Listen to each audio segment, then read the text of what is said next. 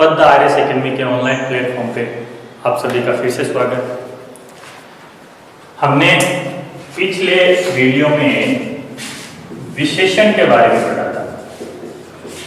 विशेषण और उसके भेदों के बारे में पढ़ा था। मैं आपको बता दूं कि विशेषण के हिंदी में 4 भेद बताए जाते हैं।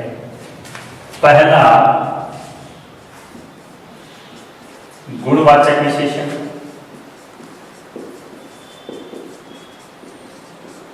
दूसरा संख्यावाचक विशेषण, तीसरा परिमाणवाचक विशेषण और चौथा सार्वनामिक विशेषण। सार्वनामी कह दो चाहे इसको सांकेतिक कह दो, एक ही बात है। सांकेतिक विशेषण भी इसको कहा जाता है, सार्वनामिक या सांकेतिक।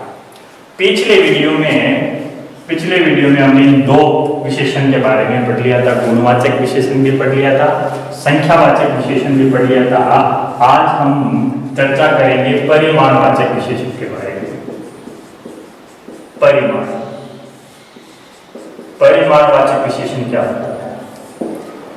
आपको ध्यान में रखना है, परिमाण का मतलब होता है, अर्थ होता है मात्रा, माप, नाप, तोल। परिमाण का अर्थ क्या होता है? मात्रा, नाप, माप, तोल।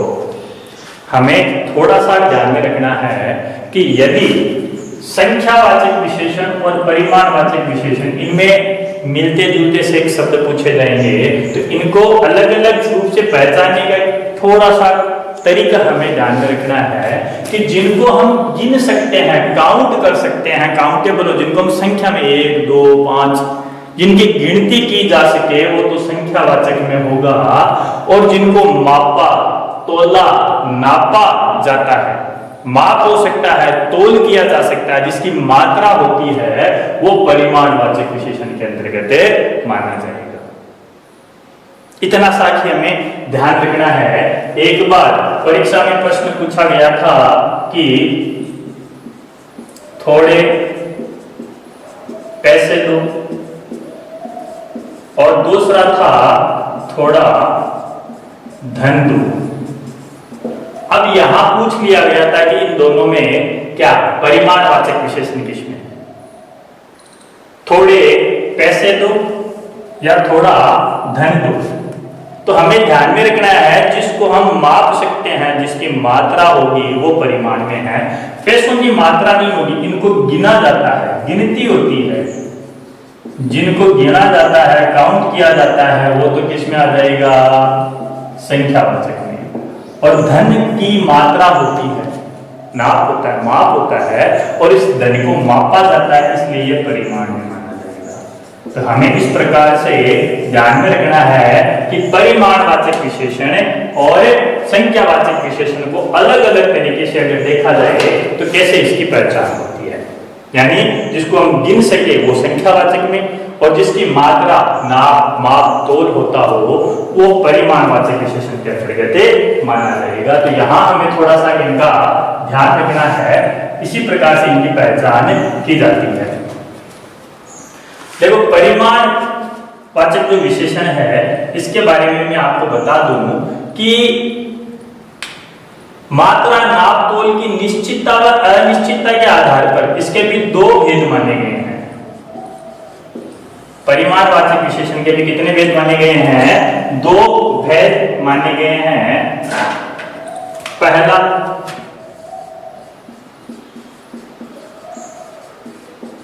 निश्चित परिमाणवाचक विशेषण,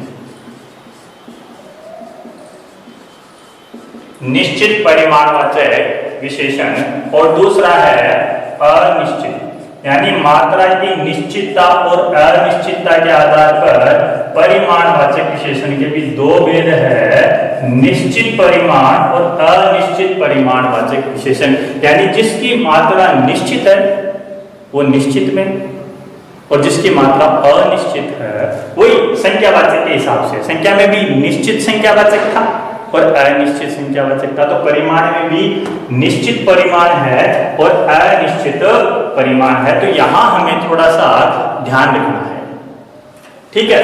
अब निश्चित परिमाण है ना, तो उसमें फिक्स मात्रा होगी, जैसे 5 लीटर। 5 लीटर, लीटर हमेशा माप होता है, गिनते नहीं है। लेकिन ये 5 आगे आ गया, इसका मतलब 5 लीटर एक फिक्स माप है।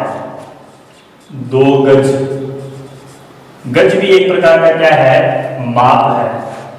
5 किलो, केजी जिसको हम बोलते हैं ना, ये भी एक प्रकार का क्या है, माप है। 10 टन, टन भी क्या है, माप है। 2 मीटर, मीटर भी माप है ना। और 10 बीघा जमीन होती है, एकड़ होता है ना। ये सब के सब किसमें आ जाएगा, निश्चित में आ जाएगा। यानी निश्चित कोई चीज होती है ना, तो ये निश्चित में गिना जाएगा। इसमें एक निश्चित फिक्स माप होता है और ये फिक्स माप इसकी निश्चितता को प्रकट करेगा। कई बार लिखा मिलता है, जैसे 5 सेर किलो जैसा एक माप होता है, 5 सेर, यह भी निश्चित के अंतर्गत माना जाएगा। वैसे ही अनिश्चित की बात करें ना, तो जैसे आ जाए कुछ सामान, सामान का हमेशा क्या होगा, माप होगा। लेकिन आगे लिख दिया कुछ, लेकिन ये कुछ जो है ना, ये अनिश्चितता को प्रकट करना है। जैसे सामान की जगह हम लिख दें कुछ सेब, सेब है ना, ठीक है। थोड़ा पानी, थोड़ा पानी, पानी का भी क्या होगा, माप होगा। पानी का भी माप होगा, लेकिन थोड़ा है इसलिए इसका अनिश्चित है। 5 लीटर पानी होता तो निश्चित होता, 5 लीटर पानी, 2 लीटर पानी, आधा लीटर पानी होता तो निश्चित होता। लेकिन थोड़ा लिख दिया, इसका मतलब ये अनिश्चित है। और पानी है, पानी का हमेशा माप, तोल, मात्रा होती है, इसलिए इसको परिमाण में माना जाएगा। ज्यादा जीरा, जीरे का भी नाप तोल होता है, माप होता है ना। तो जिसको हम माप सकते हैं। कम कपड़ा, कपड़े का भी क्या होगा, माप होगा। थोड़ी जमीन, जमीन का भी क्या होगा, माप होगा। तो जिसको हम माप सकते हैं, नाप सकते हैं, मात्रा जिसकी प्रकट होती है वो परिमाण में होता है। निश्चित होगा तो उसके सामने निश्चित नाम, माप दिया हुआ रहेगा, निश्चित माप दिया रहेगा।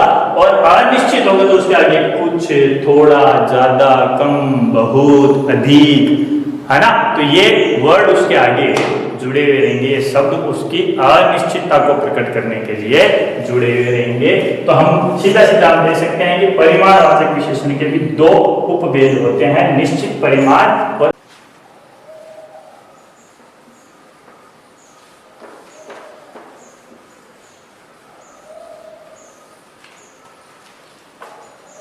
अगला विशेषण है अपने सार्वनामिक या सांकेतिक विशेषण।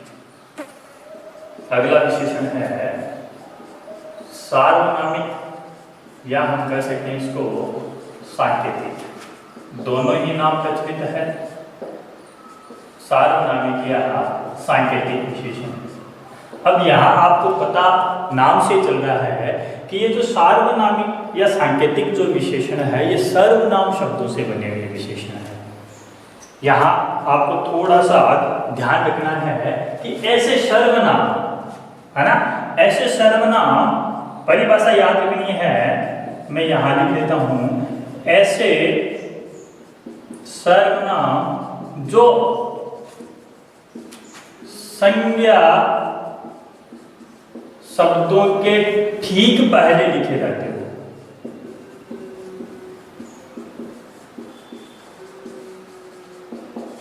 संज्ञा शब्दों के ठीक पहले लिखे जाते हो, उन सर्वनामों को सर्वनाम न मानकर सार्वनामिक विशेषण माना जाएगा।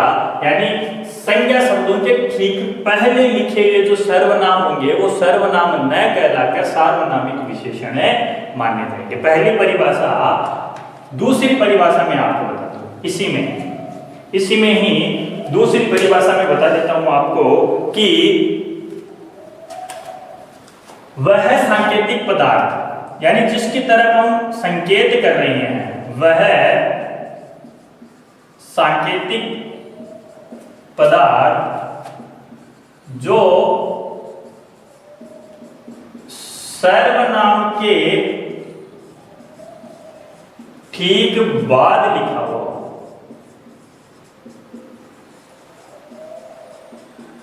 ठीक बाद लिखा हुआ हो, उसे सर्वनाम को, है ना, वह सांकेतिक पदार्थ, यानी किसकी तरफ हम संकेत करें वो पदार्थ उस सर्वनाम के ठीक बाद में लिखा हो। एक ही चीज है, दोनों परिभाषाएं दोनों एक ही चीज है, थोड़ा सा फर्क है। सर्वनाम के ठीक बाद में लिखा हुआ हो, यहां पर भी देखो सर्वनाम पहले आ गया और सांकेतिक पदार्थ बाद में हो गया, तो यहाँ मिलता जुलता सा ये आपको ये ध्यान में रखना, एक ही चीज है, परिभाषा दोनों की अलग अलग है। तो वहां उस सर्वनाम को हम सर्वनाम न करके सार्वनामिक विशेषण कहेंगे। मैंने ये चीज आपको सर्वनामिक क्लियर की है।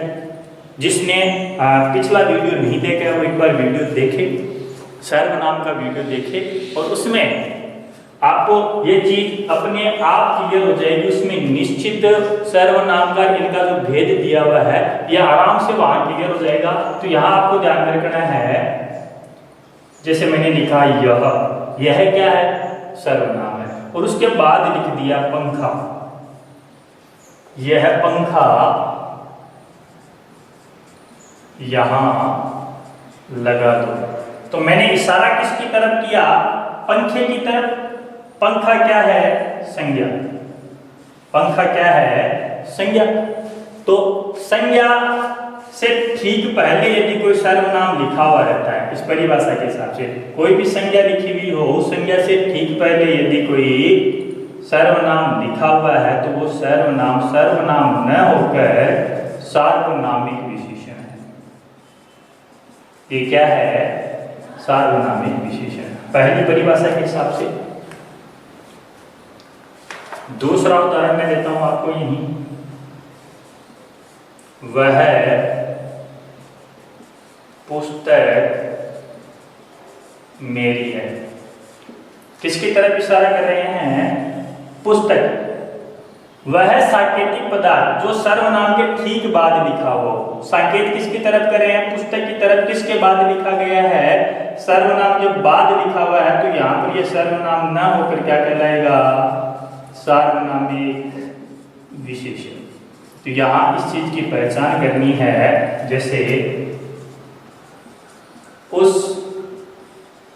व्यक्ति को बुलाना, उस क्या है, सर्वनाम। किसकी तरफ इशारा किया जा रहा है, व्यक्ति, और व्यक्ति इस सर्वनाम के तुरंत बाद लिखा हुआ है, तो यहां उस क्या होगा, सार्वनामिक विशेषण, सार्वनामिक विशेषण।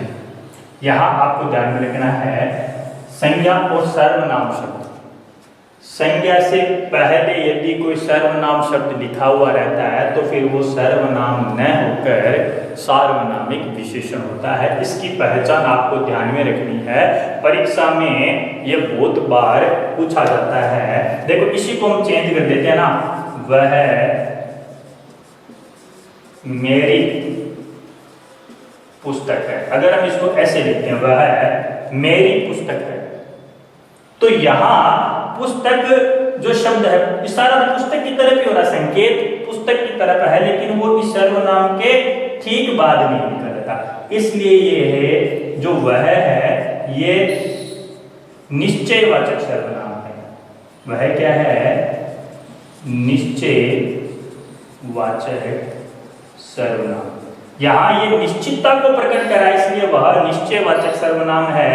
लेकिन इसमें वह पुस्तक मेरी है जिसकी तरफ संकेत करें वो तुरंत बाद लिखा है, इसलिए यहाँ पर ये वह सार्वनामिक है और यहाँ पर ये वह निश्चयवाचक सर्वनाम है। केवल क्रम चेंज हुआ है, केवल क्रम चेंज हो, इस क्रम चेंज होते ही इसका भाव अर्थ जो होता है वो चेंज हो जाता है, परिवर्तित हो जाता है। तो यहाँ आपको इसके बारे में ध्यान में रखना है। तो हमने परिमाणवाचक विशेषण और सार्वनामिक विशेषण इस वीडियो में पढ़ा है। आगे मैं अपने जो हिंदी में प्रचलित दो अन्य भेद और है सर्वनाम के, हालांकि है तो वो इन्हीं चारों के भाग, लेकिन कई बार परीक्षा में उनको अलग से पूछा जाता है। मैं वहाँ दो अन्य जो भेद अपने प्रचलित है, परीक्षा में यदि पूछ लिया जाए कि विशेषण के कितने भेद होते हैं तो 4 भेद, विशेषण के हिंदी में 4 भेद ही माने जाते हैं। लेकिन दो अन्य भेद और पूछे जाते हैं ऑप्शन में, अगर वो दिए हुए हो तो हमें ध्यान में रखना है। मैं लिख देता हूँ, दो अन्य भेद, विशेषण के दो अन्य भेद है। पहला है व्यक्तिवाचक विशेषण, पहला व्यक्तिवाचक विशेषण और दूसरा है भिन्नतावाचक विशेषण। व्यक्तिवाचक विशेषण और भिन्नतावाचक विशेषण दो अन्य भेद माने गए हैं, व्यक्तिवाचक विशेषण और भिन्नतावाचक विशेषण। आपको ध्यान में रखना है। पहला व्यक्तिवाचक हम यहाँ पर शुरू करते हैं। यदि किसी भी वस्तु की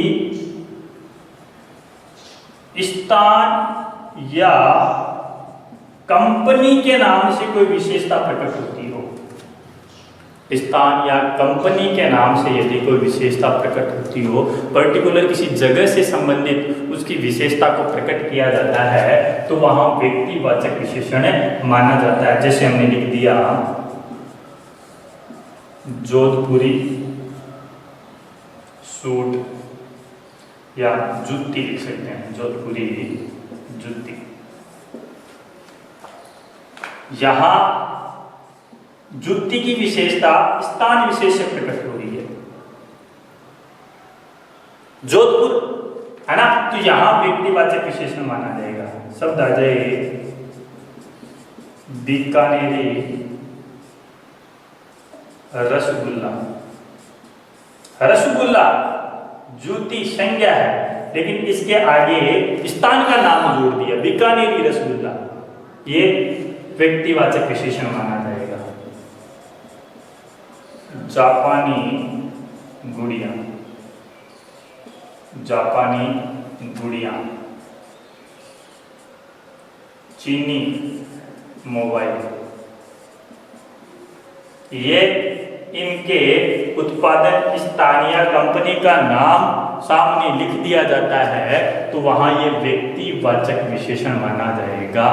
अगर परीक्षा में ऑप्शन में दिया हुआ हो तो व्यक्तिवाचक इनका चयन करना है, अन्यथा ये सारी की सारी जो विशेषताएं हैं वो गुणवाचक विशेषण के अंतर्गत मानी जाती है। अगर अलग से उसमें व्यक्तिवाचक विशेषण उसमें दिया हुआ हो तो व्यक्तिवाचक का चयन करना है, अन्यथा ये सारी की सारी जो विशेषताएं होती है वो गुणवाचक विशेषण के अंतर्गत आती है। दूसरा भिन्नतावाचक विशेषण, यहां हमें ध्यान में रखना है 3 ही शब्द है, हर एक,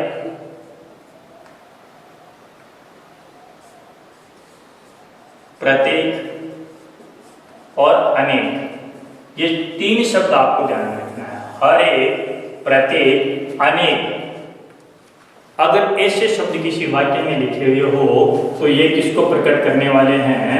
भिन्नतावाचक विशेषण को प्रकट करने वाले हैं। हर एक, प्रत्येक, अनेक जो विशेषण है ये भिन्नतावाचक को प्रकट करते हैं। देखो जैसे मैं लिख दूं, देश का प्रत्येक नागरिक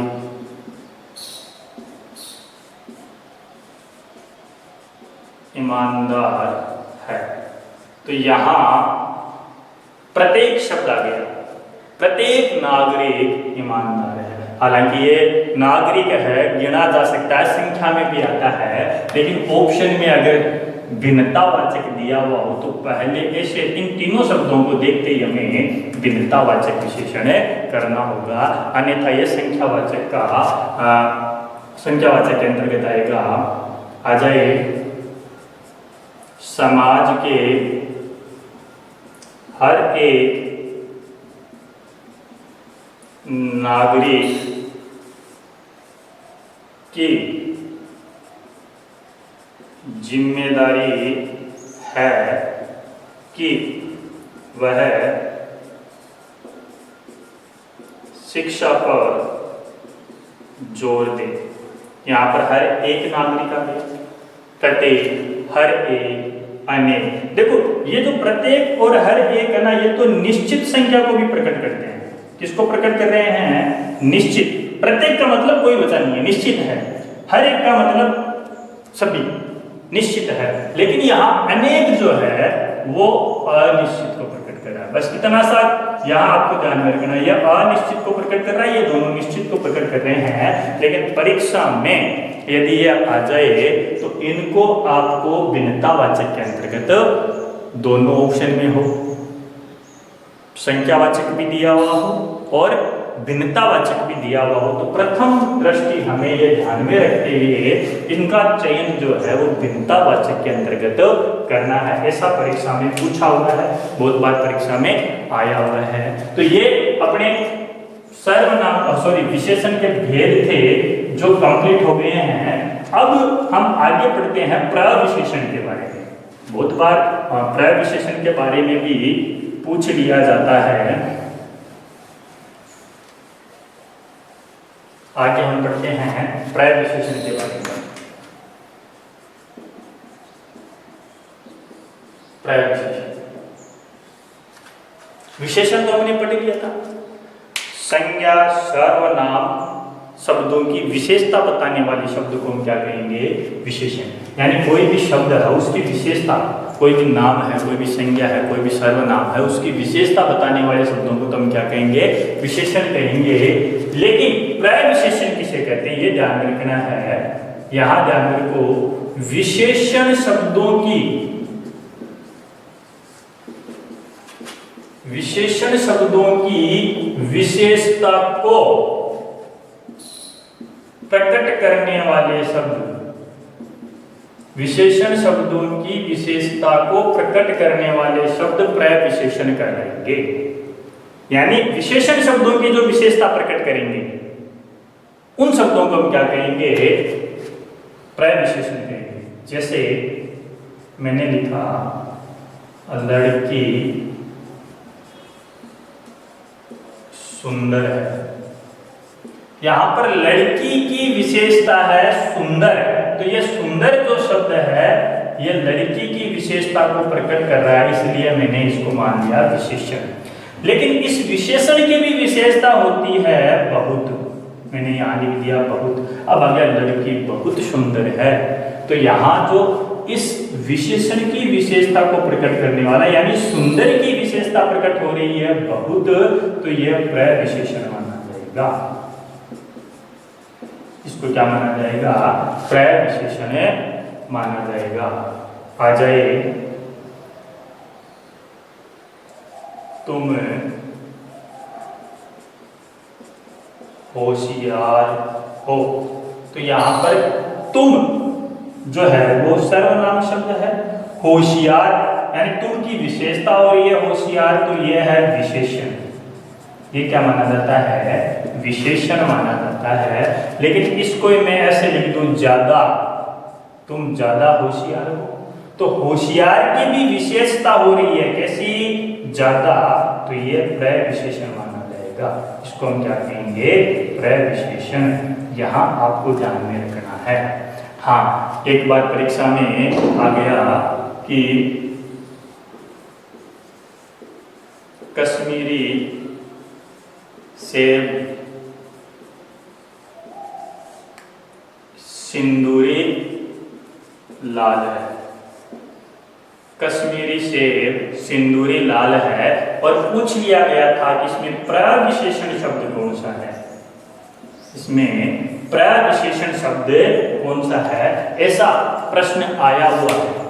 कश्मीरी सेब सिंदूरी लाल है,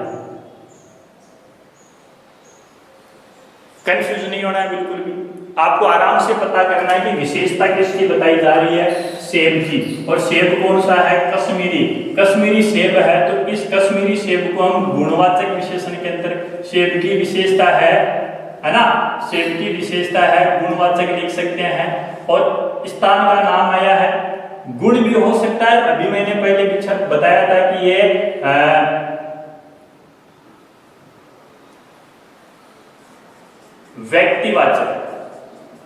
व्यक्तिवाचक भी माना जा सकता है। गुणवाचक भी आ जाएगा, कश्मीरी सेब है, सेब की विशेषता स्थान से संबंधित आ गई तो व्यक्तिवाचक भी माना सकता है, व्यक्तिवाचक ऑप्शन में नहीं हो तो गुणवाचक। सेब कैसा है? लाल है। लाल इसमें क्या है? इसकी विशेषता है, इसलिए ये विशेषण है। और लाल भी कैसा है? सिंदूरी। तो ये सिंदूरी जो शब्द है इसमें प्रविशेषण माना जाएगा। सिंदूरी शब्द को हम क्या मानेंगे? प्रविशेषण है मानेंगे। तो ऐसे प्रश्न परीक्षा में आते हैं, इनका हमें ध्यान में रखना है। ये अपने विशेषण वाला टॉपिक कंप्लीट है।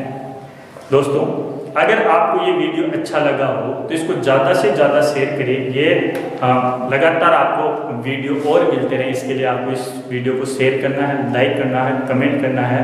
धन्यवाद।